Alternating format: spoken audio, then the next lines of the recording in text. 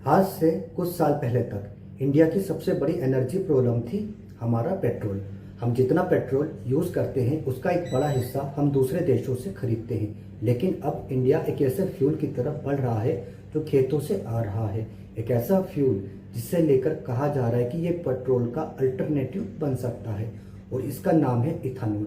लेकिन अब यहाँ एक इंटरेस्टिंग सवाल है, अगर इथानॉल इतना ही फायदेमंद है तो फिर कुछ लोग इसका विरोध क्यों कर रहे हैं?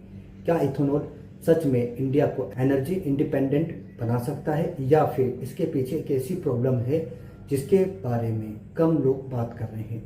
सबसे पहले हम जानते हैं प्रॉब्लम कहाँ से शुरू हुई।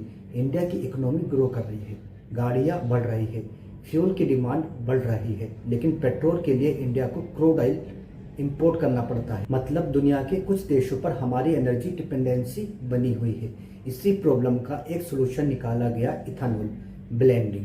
इथानॉल की कहानी क्या है? अब सोचिए, एक फार्मर गन्ना उगाता है, शुगर मिल उससे शुगर बनाती है, लेकिन बचा हुआ मटेरियल और कुछ क्रॉप्स से इथानॉल भी बनाया जा सकता है। यानी एक ही एग्रीकल्चर सिस्टम से फूड भी और फ्यूल भी। इस मामले में गवर्नमेंट का विजन क्या है? इथानॉल के सपोर्टर्स कहते हैं कि इसके 3 बड़े फायदे हैं।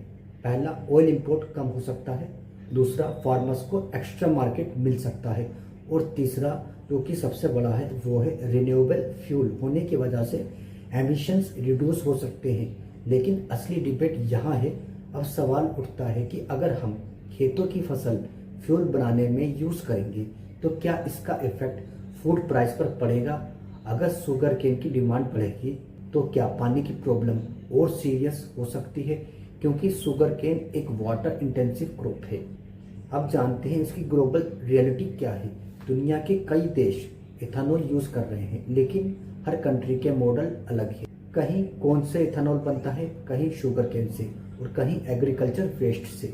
इसलिए सिर्फ इथानॉल बनाना सॉल्यूशन नहीं है। अब यहाँ सबसे बड़ी इम्पोर्टेंसी ये है कि इथानॉल को कैसे बनाया जाए। हर टेक्नोलॉजी के 2 पहलू होते हैं। इथानॉल ना तो एक परफेक्ट सॉल्यूशन है और ना ही एक डेंजरस आइडिया। असली चैलेंज ये है कि इंडिया एनर्जी सिक्योरिटी, फार्मर्स की इनकम और नेचुरल रिसोर्सेज तीनों का बैलेंस कैसे बनाता है।